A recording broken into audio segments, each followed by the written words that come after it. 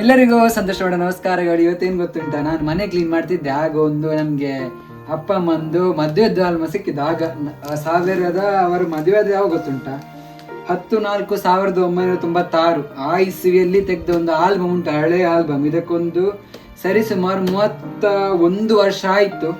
30 ಸರಿಸುಮಾರು 31 ವರ್ಷ ಆಗಿದೆ. ನೋಡ್ತಿದ್ದೆ, ಇಲ್ಲಿ ನಮ್ಮ ಕುಟುಂಬದವರೆಲ್ಲ ಅಜ್ಜ ಅಜ್ಜಿ ಎಲ್ಲರೂ ಸಿಕ್ಕಿದ್ದಾರೆ. ಮಾವನವರು, ಅಕ್ಕೈ ಮಾಮು ಎಲ್ಲ ಸಿಕ್ಕಿದ್ದಾರೆ. ಅವರೆಲ್ಲ ನಿಮಗೆ ತೋರಿಸ್ತೇನೆ ಆಯ್ತಾ.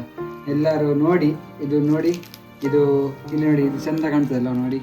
ಇದು ಆಗದ್ದು ಹಳೆ ಕಾಲದ್ದು ನನ್ನ ಅಪ್ಪನದ್ದು ಫೋಟೋ. ಆಗ 1996ರಲ್ಲಿ ತೆಗೆದ ಫೋಟೋ ಇದು. ಹೀರೋ ಥರ ಇದ್ರು ನೋಡಿ. ಅಮ್ಮ ನೋಡಿ, ಹೀರೋಯಿನೇ ಆಗದ್ದು. ಮತ್ತು ತುಂಬ ಫೋಟೋ ಉಂಟು. ಇದು ಮದುವೆ ಆದದ್ದು. ಹಾರ ಹಾಕೋದು, ಇಲ್ಲಿ ಹಾರ ಹಾಕ್ತಿದ್ದಾರೆ. ಇಂಥ ಸ್ಮೈಲ್ ನೋಡಿರಾ, ನೋಡ ಎಷ್ಟು ಚಂದ ಅಲ್ಲ ನೋಡಿ. ಇದು ನನ್ನ ಚಿಕ್ಕಪ್ಪ ಮತ್ತು ಚಿಕ್ಕಮ್ಮ, ಥೋಮಸ್ ಮತ್ತು ಫೆಲ್ಸಿ ಅಂತ.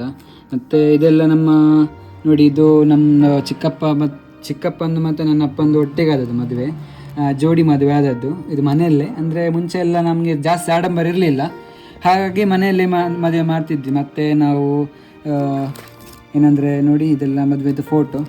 ಮತ್ತು ನಮಗೆ ಊಟ ಸಹ ಅಲ್ಲಿ, ಈಗ ಎಲ್ಲ ಕ್ಯಾಟ್ರಿಂಗ್ ಹೇಳ್ತಿದ್ವಿ. ಆಗ ಒಂದು ಹಳೆಯ ಟೈಮಲ್ಲಿ ನಾವು ಊಟ ಎಲ್ಲ ಇಲ್ಲಿ ನಾವು ಮನೆಯಲ್ಲೇ ಮಾಡ್ತಿದ್ವಿ, ಒಟ್ಟಿಗೆ ಸೇರಿ. ಕೋಳಿ, ಹಂದಿ, ಇಡ್ಲಿ ಎಲ್ಲ ಮನೆಯಲ್ಲೇ ಕೂತ್ಕೊಂಡು ಮಾಡ್ತಿದ್ವಿ ನೋಡಿ.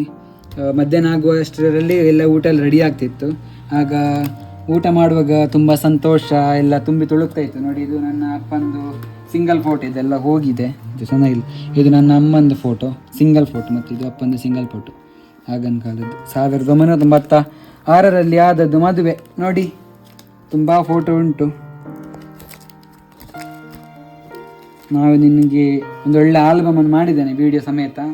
ಎಲ್ಲರೂ ನೋಡಿ.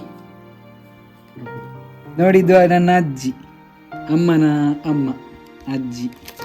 ಇನ್ನು ತುಂಬ ಫೋಟೋ ಉಂಟು, ಎಲ್ಲರೂ ತೋರಿಸ್ತೇನೆ ನೋಡಿ. ಆಲ್ಬಮು ಹೇಗುಂಟಂತ ನನಗೆ ಹೇಳಿ, ಮತ್ತು ಕಮೆಂಟ್ ಮುಖಾಂತರ ತಿಳಿಸಿ, ಮತ್ತು ಲೈಕ್ ಮಾಡಿ, ಶೇರ್ ಮತ್ತು ಸಬ್ಸ್ಕ್ರೈಬ್ ಮಾಡಿ. ಎಲ್ಲರಿಗೂ ಒಂದು ವಿಡಿಯೋವನ್ನು ತೋರಿಸ್ತೇನೆ ನೋಡಿ.